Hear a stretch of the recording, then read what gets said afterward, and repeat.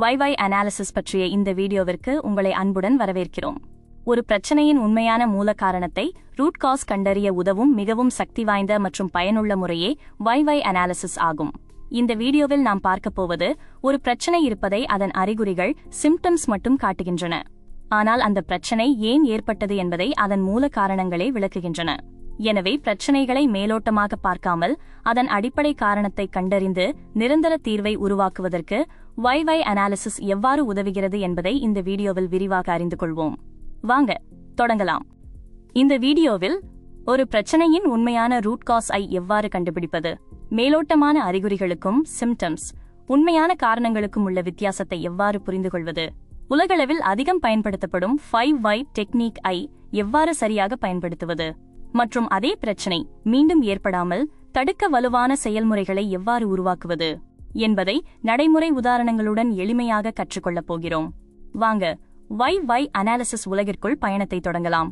அப்படியானால் YY analysis என்றால் என்ன?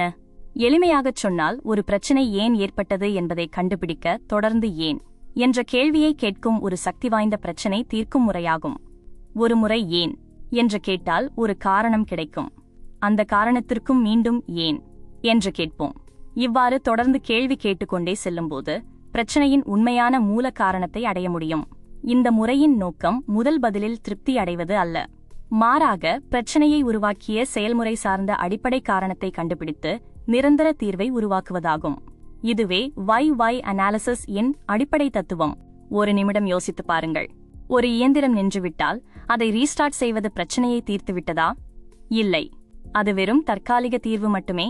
இயந்திரம் மீண்டும் இயங்கலாம், ஆனால் சில நேரம் கழித்து அதே பிரச்சனை மீண்டும் வரலாம். ஏனெனில் நாம் பிரச்சனையின் அறிகுறியை மட்டுமே சரி செய்துள்ளோம், அதன் உண்மையான காரணத்தை அல்ல. ஆனால் அந்த இயந்திரம் நின்றதற்கு காரணமான சென்சார் கோளாறு, தவறான அமைப்பு அல்லது செயல்முறை குறைபாடு போன்ற மூல காரணத்தை கண்டறிந்து சரிசெய்தால் அந்த பிரச்சனை மீண்டும் ஏற்படாமல் தடுக்க முடியும். அறிகுறியை சரிசெய்வது தற்காலிக நிவாரணம், மூல காரணத்தை சரிசெய்வது நிரந்தர தீர்வு. இதுவே YY அனாலிசிஸ் இன் உண்மையான பலம். அப்படியானால் YY அனாலிசிஸ் ஐ பயன்படுத்துவதால் என்னென்ன நன்மைகள் கிடைக்கும்? பிரச்சனைகளை அதன் மூல காரணத்திலேயே கண்டறிந்து நிரந்தரமாக தீர்க்க முடியும். ஒரே பிரச்சனை மீண்டும் மீண்டும் ஏற்படுவதை கணிசமாக குறைக்க முடியும். தயாரிப்புகள் மற்றும் செயல்முறைகளின் தரம் மேம்படும். ரீவர்க், ஸ்கிராப், பிரேக்டவுன் மற்றும் பிற தேவையற்ற செலவுகள் குறைவதால் செலவினங்களும் குறையும். மிக முக்கியமாக, நிறுவனத்தில் கண்டினியூஸ் இம்ப்ரூவ்மெண்ட் கல்ச்சர் உருவாகும். அதாவது பிரச்சனை வந்த பிறகு சரி செய்வதற்கு பதிலாக பிரச்சனை வராமல் தடுக்கும் சிந்தனை வளர்கிறது. இதுவே YY அனாலிசிஸ் நிறுவனங்களுக்கு வழங்கும் மிகப்பெரிய மதிப்பாகும். அப்படியானால் YY அனாலிசிஸ் ஐ எப்படி செய்வது? இதன் செயல்முறை மிகவும் எளிமையானது. படி 1, பிரச்சனையை தெளிவாக வரையறுக்கவும். படி 2, இந்த பிரச்சனை ஏன் ஏற்பட்டது என்ற கேள்வி கேட்கவும். படி 3, கருத்துக்கள் அல்லது அனுமானங்களை நம்பாமல் உண்மையான தகவல்கள் மற்றும் ஆதாரங்களை பயன்படுத்தவும். படி 4, கிடைக்கும் ஒவ்வொரு பதிலுக்கும் மீண்டும் ஏன் என்று தொடர்ந்து கேள்வி கேட்கவும். படி 5, பிரச்சனையின் உண்மையான மூல காரணத்தை கண்டறியவும். படி 6, அந்த காரணத்தை நீக்குவதற்கான சரியான திருத்த நடவடிக்கைகளை மேற்கொள்ளவும். படி 7, மேற்கொண்ட நடவடிக்கை உண்மையில் பயனளித்ததா என்பதை சரிபார்க்கவும். நினைவில் கொள்ளுங்கள், YY அனாலிசிஸ் என்பது வெறும் ஏன் என்று 5 முறை கேட்பது மட்டும் அல்ல, அது பிரச்சனையின் உண்மையான காரணத்தை கண்டுபிடித்து அது மீண்டும் ஏற்படாமல் தடுக்கும். இப்போது ஒரு உண்மையான தொழிற்சாலை உதாரணத்தை பார்ப்போம். ஒரு நிறுவனத்தில் உற்பத்தி குறைபாடுகள் திடீரென 8% அதிகரித்தன. முதலில் பார்த்தபோது காரணம் செல் கிராக்கிங் என்று தெரிந்தது. ஆனால் YY அனாலிசிஸ் அங்கேயே நிற்கவில்லை. செல்கள் ஏன் உடைந்தன? அந்த நிலை ஏன் ஏற்பட்டது? அதற்கான காரணம் என்ன? இவ்வாறு தொடர்ந்து 5 முறை ஏன் என்று கேட்டபோது ஆச்சரியமான உண்மை ஒன்று வெளிவந்தது. பிரச்சனையின் உண்மையான காரணம் செல் கிராக்கிங் அல்ல, மாறாக உபகரணங்களுக்கான பிரிவென்டிவ் காலிபிரேஷன் சிஸ்டம் இல்லாததுதான். அதாவது நாம் முதலில் கண்டது அறிகுறி, ஆனால் YY அனாலிசிஸ் கண்டுபிடித்தது உண்மையான மூல காரணம். இதுவே YY அனாலிசிஸ் இன் சக்தி, பிரச்சனையின் மேற்பரப்பை அல்ல, அதன் வேரை கண்டுபிடிப்பது. இப்போது இன்னொரு சுவாரஸ்யமான உதாரணத்தை பார்ப்போம்.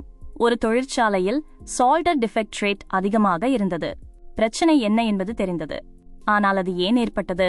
ஏன் சால்டர் டிஃபெக்ட் ஏற்பட்டது? poor solder joints. ஏன் poor solder joints உருவானது? சால்டரிங் டெம்பரேச்சர் குறைவாக இருந்தது. ஏன் டெம்பரேச்சர் குறைவாக இருந்தது? டெம்பரேச்சர் சென்சர் சரியான மதிப்பை அளிக்கவில்லை. ஏன் சென்சர் தவறான மதிப்பை அளித்தது? சென்சர் காலிபிரேஷன் சரியாக செய்யப்படவில்லை. ஏன் காலிபிரேஷன் செய்யப்படவில்லை? காலிபிரேஷன் மேனேஜ்மெண்ட் சிஸ்டம் குறைபாடு இருந்தது. இதோ பாருங்கள். முதலில் பார்த்தபோது பிரச்சனை சால்டர் டிஃபெக்ட் என்று தோன்றியது. ஆனால் YY அனாலிசிஸ் மூலம் ஆழமாக ஆய்வு செய்தபோது உண்மையான மூல காரணம் காலிபிரேஷன் மேனேஜ்மெண்ட் சிஸ்டம் ஃபெயிலியர் என்பது கண்டுபிடிக்கப்பட்டது. இதுவே YY அனாலிசிஸ் இன் முக்கியத்துவம். YY அனாலிசிஸ் என்பது குவாலிட்டி பிரச்சனைகளுக்கு மட்டுமல்ல, சேஃப்டி இன்சிடென்ட்ஸ் ஐ தடுப்பதற்கும் மிகவும் சக்தி வாய்ந்த கருவியாகும். ஒரு தொழிற்சாலையில் ஒரு ஆபரேட்டர் திடீரென வழுக்கி விழுந்தார். ஏன் அவர் வழுக்கி விழுந்தார்? தரையில் எண்ணெய் இருந்தது. ஏன் தரையில் எண்ணெய் இருந்தது? ஒரு ஹோஸ் மூலம் எண்ணெய் கசிந்தது. ஏன் ஹோஸ் கசிந்தது? ஹோஸ் சேதமடைந்திருந்தது. ஏன் ஹோஸ் சேதமடைந்தது? சரியான நேரத்தில் பராமரிப்பு செய்யப்படவில்லை. ஏன் பராமரிப்பு செய்யப்படவில்லை? ரைட் பாயிண்டிங் ஆரோ பிரிவென்டிவ் மெயின்டெனன்ஸ் சிஸ்டம் முழுமையாக செயல்படவில்லை. இதில் கவனிக்க வேண்டிய விஷயம் என்னவென்றால், வழுக்கி விழுந்தது ஒரு சம்பவம் மட்டுமே, எண்ணெய் கசிவு ஒரு அறிகுறி மட்டுமே. ஆனால் YY அனாலிசிஸ் கண்டுபிடித்த உண்மையான காரணம் பிரிவென்டிவ் மெயின்டெனன்ஸ் சிஸ்டம் இன் குறைபாடுதான். அனைத்து ரூட் காஸ் அனாலிசிஸ்களும் ஒரே மாதிரி இருக்காது. போர் அனாலிசிஸ் மற்றும் குட் அனாலிசிஸ் இடையே மிகப்பெரிய வித்தியாசம் உள்ளது. போர் அனாலிசிஸ் என்ன செய்கிறது? பிரச்சனையின் வெளிப்படையான காரணத்தை மட்டும் கூறிவிட்டு அங்கேயே நின்றுவிடுகிறது. உதாரணமாக, மெஷின் பிரேக் டவுன் ஏற்பட்டது, ஆபரேட்டர் தவறு செய்தார், மெட்டீரியல் டிஃபெக்ட் இருந்தது. இவை அனைத்தும் அறிகுறிகள் மட்டுமே. இது போன்ற பகுப்பாய்வு பிரச்சனையை விவரிக்கலாம், ஆனால் தீர்வை வழங்காது. குட் அனாலிசிஸ் என்ன செய்கிறது? பிரச்சனையின் ஆழத்திற்குள் சென்று, ஏன் இது நடந்தது, அதற்கு பின்னால் உள்ள செயல்முறை குறைபாடு என்ன, எந்த அமைப்பு தோல்வியடைந்தது என்ற கேள்விகளுக்கான பதிலை தேடுகிறது. இறுதியில் பிரச்சனையை உருவாக்கிய சிஸ்டம் ஃபெயிலியர் அல்லது ப்ராசஸ் வீக்னஸ் ஐ கண்டுபிடிக்கிறது. YY அனாலிசிஸ் வெற்றிகரமாக இருக்க வேண்டுமெனில் இந்த 5 முக்கிய விதிகளை மறக்கக்கூடாது. விதி 1, உண்மைகளை அடிப்படையாக கொள்ளுங்கள். கருத்துக்கள் அல்லது அனுமானங்களை அல்ல, தரவுகள் மற்றும் ஆதாரங்களை மட்டுமே நம்புங்கள். விதி 2, மனிதர்களை அல்ல, செயல்முறைகளை ஆய்வு செய்யுங்கள். யார் தவறு செய்தார் என்று கேட்காதீர்கள், எந்த செயல்முறை தோல்வியடைந்தது என்று கேளுங்கள். விதி 3, ஆதாரங்களால் உறுதிப்படுத்துங்கள். ஒவ்வொரு காரணத்திற்கும் போதுமான சான்றுகள் இருக்க வேண்டும். விதி 4, விடாமுயற்சியுடன் தொடர்ந்து ஆய்வு செய்யுங்கள். முதல் பதிலிலேயே நிறுத்திவிடாமல் உண்மையான ரூட் காஸ் கிடைக்கும் வரை ஏன் என்று தொடர்ந்து கேளுங்கள். விதி 5, பிளேம் கல்ச்சர் ஐ தவிருங்கள். குற்றவாளியை தேட வேண்டாம், தீர்வை தேடுங்கள். ஏனெனில் பெரும்பாலான பிரச்சனைகள் மனிதர்களால் உருவாகவில்லை. YY அனாலிசிஸ் செய்யும்போது பலர் செய்யும் சில பொதுவான தவறுகள் உள்ளன. தவறு 1, மிக விரைவாக நிறுத்திவிடுவது. முதல் அல்லது இரண்டாவது பதில் கிடைத்தவுடன் இதுதான் காரணம் என்று முடிவு செய்துவிடுகிறார்கள். ஆனால் உண்மையான ரூட் காஸ் இன்னும் ஆழத்தில் இருக்கலாம். தவறு 2, தரவுகளுக்கு பதிலாக கருத்துக்களை நம்புவது. எனக்கு தோன்றுகிறது, அவர் சொன்னார் என்ற அடிப்படையில் முடிவு எடுப்பது மிகவும் ஆபத்தானது. உண்மையான ஆதாரங்கள் மற்றும் தகவல்களே பகுப்பாய்வின் அடிப்படையாக இருக்க வேண்டும். தவறு 3, மனிதர்களை குற்றம் சாட்டுவது. ஆபரேட்டர் தவறு செய்தார், எம்ப்ளாயி கவனமாக இல்லை என்று கூறிவிட்டு ஆய்வை முடித்து விடுவது சரியான அணுகுமுறை அல்ல.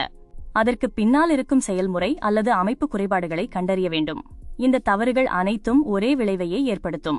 இப்போது திரையில் காணப்படும் இந்த டெம்ப்ளேட் ஐ கவனியுங்கள். இது உற்பத்தியில் அதிக அளவில் ஏற்படும் டிஃபெக்ட் ரேட் ஐ ஆய்வு செய்வதற்கான ஒரு சிறந்த YY அனாலிசிஸ் எடுத்துக்காட்டு. பிரச்சனை என்ன? High defect rate. அது ஏன் ஏற்பட்டது? அதற்கான காரணம் என்ன? அந்த காரணம் ஏன் ஏற்பட்டது? இவ்வாறு ஒவ்வொரு காரணத்தையும் படிப்படியாக இணைத்து ஒரு தெளிவான காஸ் அண்ட் எஃபெக்ட் பாத் உருவாக்கப்பட்டுள்ளது. இந்த அணுகுமுறை மூலம் பிரச்சனையின் வேரை நோக்கி பயணிக்க முடிகிறது. இறுதியில் அனைத்து காரணங்களையும் இணைத்து பார்த்தபோது உண்மையான ரூட் காஸ் என்பது மெயின்டெனன்ஸ் புரோட்டோகால் இல்லாதது அல்லது சரியான பராமரிப்பு முறை பின்பற்றப்படாதது என்பது தெளிவாக வெளிப்படுகிறது. இதுவே ஒரு நல்ல YY அனாலிசிஸ் டெம்ப்ளேட் இன் நோக்கம் பிரச்சனையிலிருந்து நேரடியாக அதன் மூல காரணத்தை அடைய உதவுவது. இப்போது சோலார் மாட்யூல் உற்பத்தி துறையில் நடந்த ஒரு சிறந்த வெற்றி கதையை பார்ப்போம். ஒரு தொழிற்சாலையில் ரிஜெக்ஷன் ரேட் 7% ஆக இருந்தது. முதலில் பார்த்தபோது இது ஒரு குவாலிட்டி ப்ராப்ளம் போல தோன்றியது. ஆனால் YY அனாலிசிஸ் பயன்படுத்தி ஆழமாக ஆய்வு செய்தபோது ஒரு ஆச்சரியமான உண்மை வெளிவந்தது. பிரச்சனை இயந்திரத்தில் இல்லை, பொருட்களிலும் இல்லை, செயல்முறையிலும் மட்டும் இல்லை. உண்மையான மூல காரணம் ட்ரெய்னிங் மேனேஜ்மெண்ட் சிஸ்டம் ஃபெயிலியர் என்பதுதான். அதாவது தேவையான பயிற்சிகள் சரியான நேரத்தில் வழங்கப்படவில்லை, திறன் மதிப்பீடுகள் போதுமான அளவில் செய்யப்படவில்லை, பயிற்சி பதிவுகள் மற்றும் கண்காணிப்பு முறைகளில் குறைபாடுகள் இருந்தன. இந்த மூல காரணங்களை சரி செய்த பிறகு மிகப்பெரிய மாற்றம் ஏற்பட்டது. ரிஜெக்ஷன் ரேட் 7% இலிருந்து 2% ஆக குறைந்தது. இந்த வீடியோவை முடிப்பதற்கு முன் ஒரு முக்கியமான விஷயத்தை நினைவில் வைத்துக் கொள்ளுங்கள். YY அனாலிசிஸ் என்பது வெறும் ப்ராப்ளம் சால்விங் டூல் அல்ல. அது நிறுவனங்களில் சிஸ்டமேட்டிக் இம்ப்ரூவ்மெண்ட் மற்றும் கண்டினியூஸ் இம்ப்ரூவ்மெண்ட் கல்ச்சர் உருவாக்கும் ஒரு சக்தி வாய்ந்த அணுகுமுறை.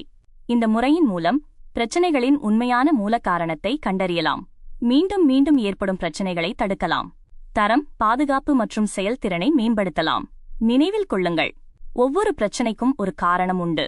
அந்த காரணத்தை சரியாக அடையாளம் காண முடியும், அதை கட்டுப்படுத்தவும் முடியும், அதை சரிசெய்யவும் முடியும்.